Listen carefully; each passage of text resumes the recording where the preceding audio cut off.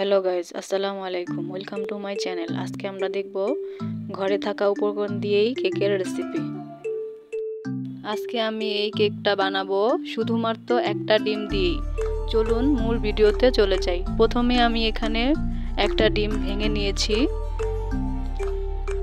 এখন ডিমের কুসুমটা আলাদা করে নিব। সাদা অংশটা দিয়েই এখন আমি ফোমের মতো করে বানিয়ে নিব।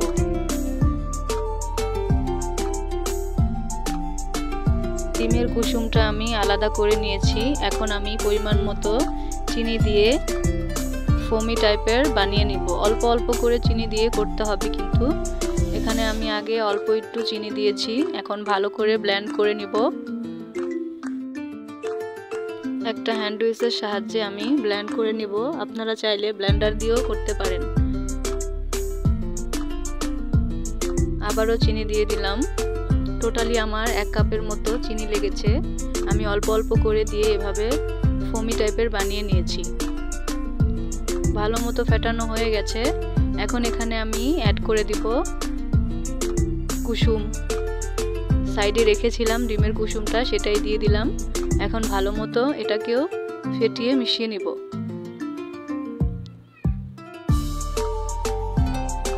ডিমের কুসুম দিয়ে আমার ভালো মতো ফেটানো হয়ে গেছে। এখন সাদা তেল দিয়ে দিলাম, সয়াবিন তেল 1 কাপের মতো।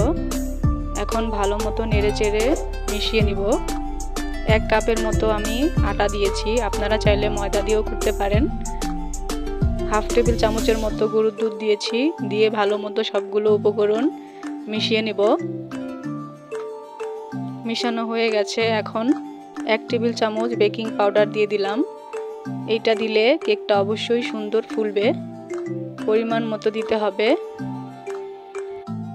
সব উপকরণ ভালো মতো আমার ফেটানো হয়ে গেছে। এখন আমি এখানে 1 টেবিল চামচ কোকো পাউডার দিয়ে দিলাম।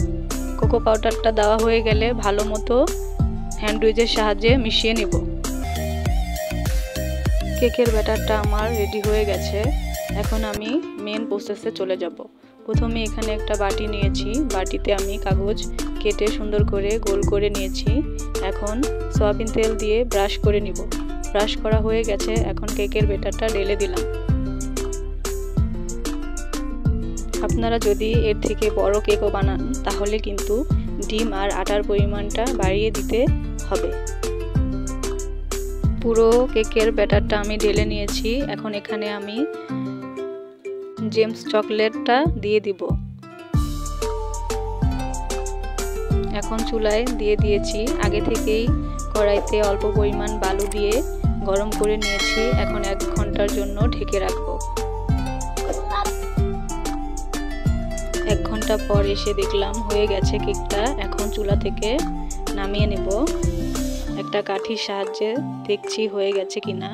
হয়ে গেছে। কেকটা কাঠির সাথে কিন্তু লেগে যায়নি। এখন কেকটা নামিয়ে নেব। গরম অবস্থায় কিন্তু আপনাদের নিচের কাগজটা ফেলে দিতে হবে। আমিও ফেলে দিয়েছি। এখন কেটে নিব। আপনারা চাইলে বাসায় এভাবে বাচ্চাদের তৈরি করে খাওয়াতে পারেন। কেকটা কেমন হয়েছে অবশ্যই কমেন্টে জানাবেন। কেকটা এখন আমি পিস পিস করে কেটে নেব। আজকের ভিডিওটা ভালো লাগলে লাইক, কমেন্ট, সাবস্ক্রাইব করে দিন। আরও নতুন নতুন ভিডিও পাওয়ার জন্য অবশ্যই চ্যানেলটা সাবস্ক্রাইব করে রাখবেন।